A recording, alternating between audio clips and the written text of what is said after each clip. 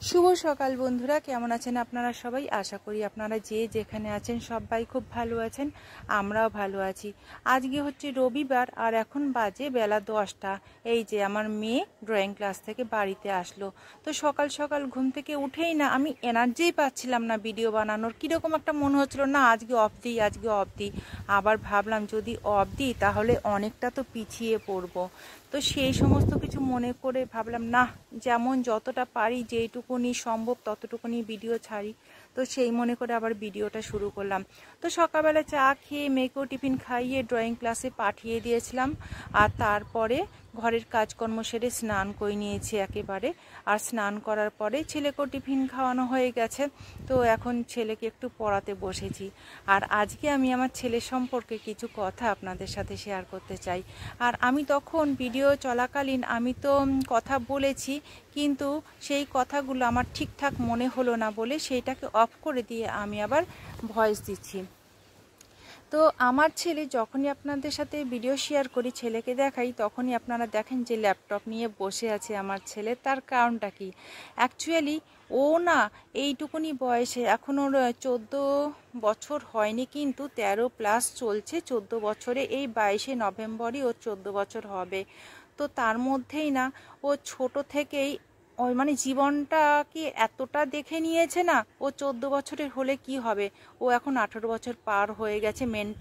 মেন্টালিও 18 বছর পার হয়ে গেছে, কিন্তু ও এত কিছু দেখেছে। তো সেই জন্য না ও না ভেতরে ভেতরে একটা চাপের মধ্যে থাকে।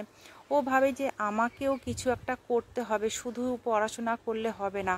পড়াশোনা করে আমি কবে বড় হব, কবে কি করতে পারবো, তার আগে আমাকে পড়াশোনার সাথে সাথে আমাকে কিছু একটা করতে হবে। আমাকে আমার পরিবারের পাশে দাঁড়াতে হবে, বোনকে মাকে সবাইকে দেখতে হবে। তো সেই টেনশনটা না ওর মধ্যে কাজ করে। আর আমি মা হিসাবে না সেই জিনিসটা খুব ভালোভাবে বুঝতে পারি। ও না ছোট থেকেই না খুব আমাকে খেয়াল করতো। আমার উপর যে ঘটে গেছে যেই অত্যাচারগুলো, যেইগুলো খারাপ ব্যাপারগুলো আমার সাথে ঘটেছে না, সেগুলো চোখের সামনে দেখতো, ওর খুব খারাপ লাগতো। মাকে সবাই ভালোবাসে, কিন্তু অনেক বাচ্চারা আছে যে মা কষ্ট পেলো, তো সেটা সেইভাবে ওরা বুঝতে পায় না। কিন্তু আমি গর্ব করে বলতে পারি আমার ছেলে না আমার জন্য খুব চিন্তা করে, খুব ভাবে আমার জন্য। মানে ছোট থেকেই না ওর না একটু বুঝতে পারে যে মা না খুব কষ্ট পাচ্ছে। তো সেই জন্য ও আমাকে সবসময় চোখে চোখে রাখে, বা আমার প্রবলেমগুলো না ওর বয়স হিসাবে ও আমাকে আমার প্রবলেমগুলোকে শোনে আর সেটা সমস্যার সমাধান করবার আপ্রাণ চেষ্টা করে। তো যাই হোক, এখন ধীরে ধীরে আমার ছেলে বড় হয়ে উঠছে। আমি এতদিন যতটা কষ্ট পেয়েছি, আমারও মনে একটা জোর আসছে আমি এখন আর অতটা কষ্ট পাবো না। তার কারণ হচ্ছে আমার ছেলেটা বড় হয়ে উঠছে। আর ওর যেই কথা বলছিলাম, ও ল্যাপটপে কি করে, ওই যে বললাম না, ও নিজের পায়ে দাঁড়ানোর চেষ্টা করছে, কিছু না কিছু একটা করবার চেষ্টা করছে। ওর বাবা বাধা দেয়, ওর বাবা বলে ওর হাত থেকে মোবাইলটা নিয়ে নাও, ওকে মোবাইল দিও না, মোবাইল দেখলে পরে পড়াশোনা ভালো হবে না। সেটা আমি জানি, এটা ঠিকই কথা, বাচ্চাদের হাতে মোবাইল দেওয়া ভালো নয়, তাতে ওদের পড়াশোনার দিকে ঝোঁক কমে যায়। আর মোবাইল খুললেই তো কত কিছু উল্টোপাল্টা দেখা যায়। আচ্ছা, উল্টোপাল্টা যেমন দেখা যায় চোখে পড়ে, তার সাথে সাথে কিছু ভালো জিনিসও আছে যেটা নাকি বাচ্চারা ক্যাচ করতে পারে। তো সেই দিকে একটু নজর রাখতে হবে আমাদের গার্জিয়ানদের।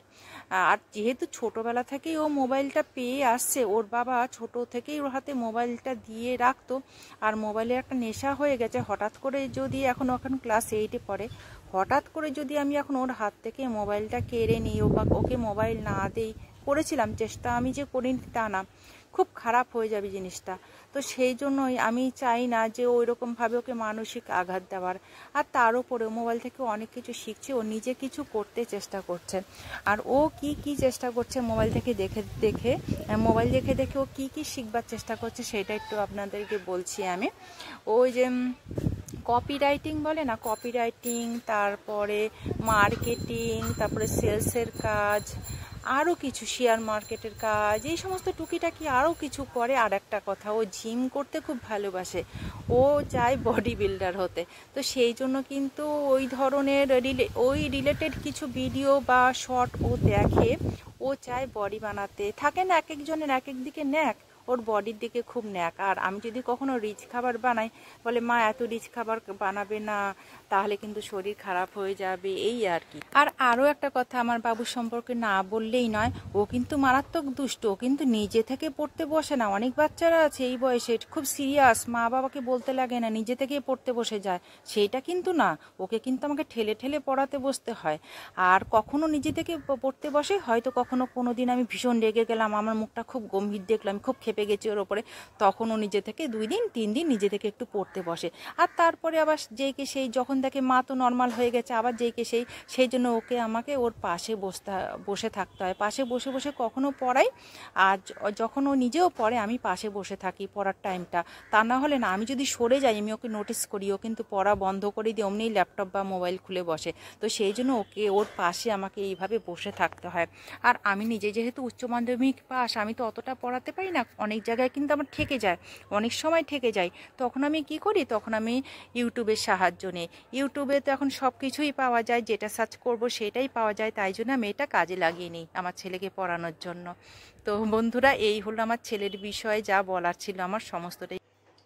গুড আফটারনুন ফ্রেন্ডস, এখন বাজে বেলা 1টা।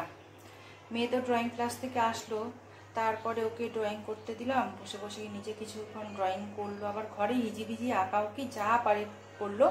আর অতক্ষণ আমি কী করলাম, আমি ছেলেকে পড়াতে বসলাম। তারপরে কয়টা থেকে পড়ালাম, প্রায় 10টা থেকে 12টা পর্যন্ত আমি ছেলেকে পড়ালাম। আর পড়িয়ে তারপরে আর স্নানটা দিয়ে তাড়াতাড়ি সেরে নিয়েছিলাম।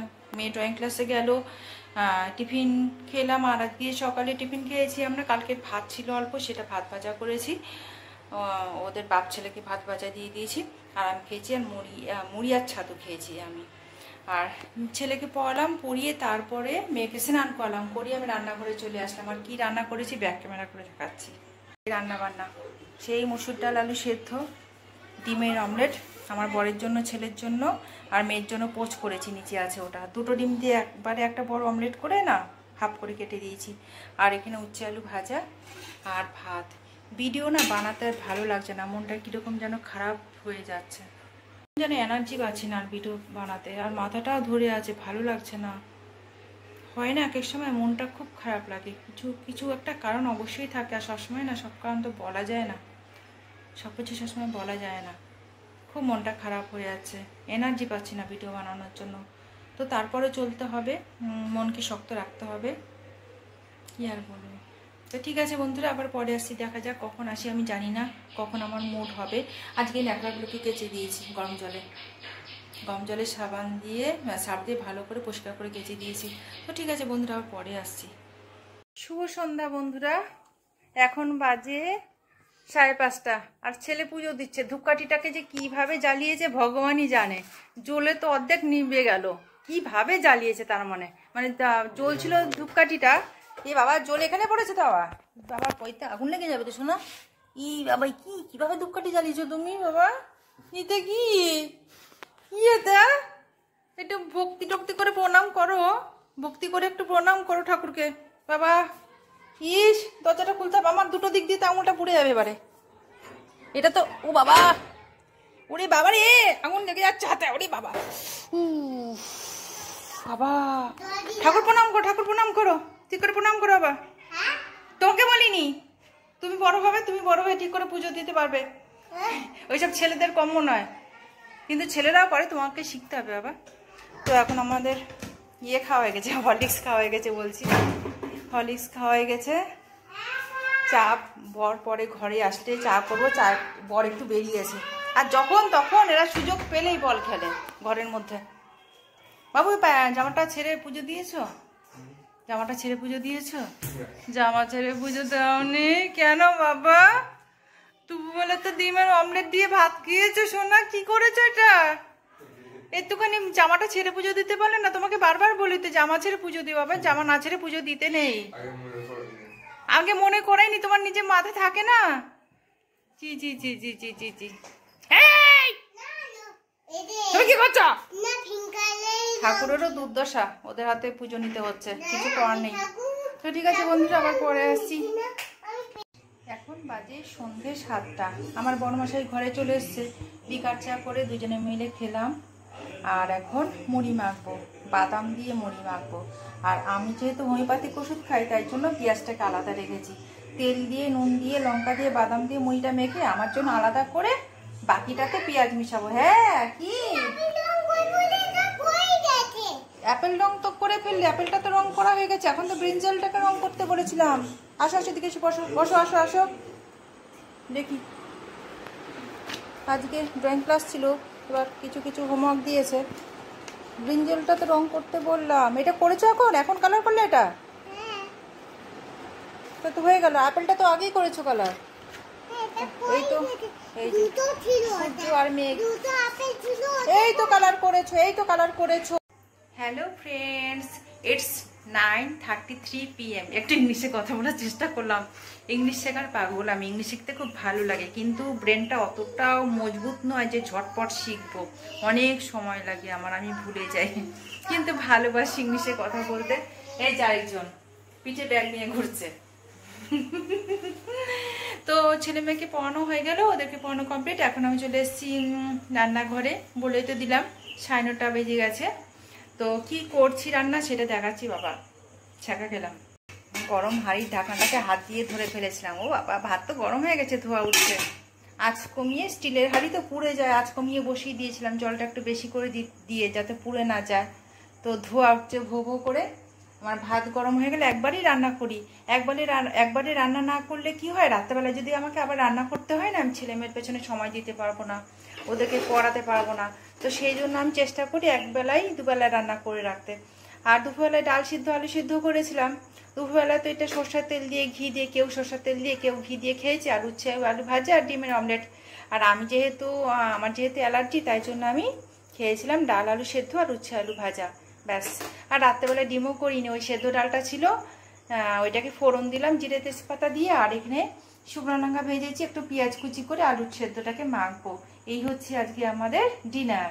সন্ধ্যেবেলায় ছেলেকে যখন পড়াতে বসছিলাম, আমার মুডটা অফ ছিল, পেটটাও কীরকম ব্যথা করছিল। তো ছেলে কয়েকদিন ধরে আমাকে নোটিস করছে। ছেলে আমাকে সবসময় নোটিস করে, আমার যদি একটু শরীর খারাপ হয় বা কিছু নোটিস করে। আমার বড় নোটিস করে, মিথ্যে বলবো না, আমার বর ছেলে দুজনে মিলে আমাকে না ভীষণ নোটিস করে। সবসময় আমার মুখে দেখে তাকে, কি কেমন লাগছে জানো, কি ভাবছো, কি হয়েছে বলো। কিছু বর বলবে, কিছু বলবে মনে হচ্ছে আমাকে, না তোমার মুখটা দেখে এরকম মনে হচ্ছে আমাকে কিছু একটা বলবে। আর ছেলে মা কিছু একটা তুমি ভাবছো। তো আমার শরীর খারাপ লাগছিল, তো ছেলে আমার মুখ দেখে বুঝতে পারছে, মানে কি হয়েছে বলো তো মা, তুমি এরকম নিস্তেজ নিস্তেজ হয়ে পড়ছো। তারপরে কিছু মানে মন খারাপের কথা ওকে বললাম। বলছে সবসময় মনে এটা ভাবে তুমি পারবে, তোমার দ্বারা হবে, যেই কাজটা করছো তুমি পারবে, তোমার দ্বারা হবে। কেন হবে না? তোমার মধ্যে সেই জিনিসটা রয়েছে যার জন্য তোমার জয় হবে, তুমি পারবে, তোমার দ্বারা সম্ভব। আর তুমি যদি ভাবো যে হয়তো আমি পারবো না, হয়তো আমি পারবো না, তাহলে কিন্তু সত্যি তুমি পারবে না। তো মনের জোরটা আগে রাখবে, হতাশ হবে না। কত মানুষ কত রকম খারাপ অবস্থাতে থাকে, আমরা তো অনেক ভালো আছি। তো আমি না কিছুটা সময়ের জন্য না মানে ভাবছিলাম যে ও কি আমার ছেলে নাকি ও আমার বাবা। আমি যে ওর মা, সেইটা জিনিসটা চেঞ্জ হয়ে আমি মেয়ে আর ও আমার বাবা, আমার এরকম মনে হচ্ছিল।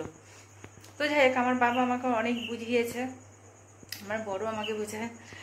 তো যাই হোক, টেনশন আসে যখন নাকি কিছু একটু সমস্যাতে পড়ি, টেনশন আসে। অনেকে বলে টেনশন বেশি করা ভালো না, টেনশন করে কি লাভ। কিন্তু কিছু সিচুয়েশন এমন জীবনে অনেক সময় এসে পড়ে না, টেনশনটা করবো না, টেনশন করবো না ভাবছি, কিন্তু তারপর আমি টেনশন করেই ফেলি। তো এই হচ্ছে ব্যাপার বন্ধুরা, অনেক জ্ঞান দিয়ে দিলাম, অনেক বকবক করে ফেললাম। ছেলে আমাকে বলছে সবসময় হাসি খুশি থাকবে, তাতে শরীরটা ভালো থাকবে। তো ভিডিওটা আজকে এখানে শেষ করছি, এখন তো আমরা খেতে বসবো। আর তো দেখানোর কিছু নেই, সারাদিনের কাজকর্ম এই যা ছিল আপনাদের সাথে সব শেয়ার করলাম। আপনারা সবাই সুস্থ থাকবেন, ভালো থাকবেন। আপনাদেরকেও আমি সেটা বলছি, আমার ছেলে আমাকে জ্ঞান দিল, আপনাদেরকেও বলছি জীবনে সমস্যা আসে, সমস্যা যখন আসে তখন এইভাবে ভাবতে হয়। আরও কিছু মানুষ আছে, আরও কত মানুষ আছে যারা নাকি আমাদের মতন অবস্থাতে অনেক অনেক খারাপ অবস্থাতে আছে। তাহলে তারা কি মরে যাচ্ছে? তারা তো মরে যাচ্ছে না। তারা যদি হাসি খুশি থাকতে পারে, আমি কেন মুখ কালো করে বসে থাকবো? আমি তো অনেক ভালো আছি। আর মানুষে কে কি বললো সবসময় সেগুলো নিয়ে ভাবলে চলবে না। কারণ কি, আমরা যখন বিপদে পড়ি না, তখন কিন্তু মানুষেরা আমাদের দেখতে আসে না। যেই মানুষগুলো আমাদের পাশে থাকে তাদেরকে নিয়ে ভাবাটাই ভালো। আর যারা বিপদে আমাদের পাশে থাকে না, শুধু নিন্দা করতে পারলেই নিজেদেরকে অনেকটা খুশি মনে করে, তারা নিন্দা করে তারা খুশি থাকুক। তারা নিন্দা করেছে বলে আমরা কেন দুঃখিত হব, তাই না? তো বন্ধুরা আবার অনেক জ্ঞান দিয়ে দিলাম কথা বলতে বলতে। তো ঠিক আছে, আপনারা সবাই সুস্থ থাকবেন, ভালো থাকবেন, আর এইভাবেই চিন্তা ভাবনাগুলোকে করতে হবে। সবাই ভালো থাকবেন, আবার আসছি একটা নতুন ভিডিও নিয়ে। ততক্ষণ পর্যন্ত টাটা বাই বাই, আবার যেন দেখা পাই।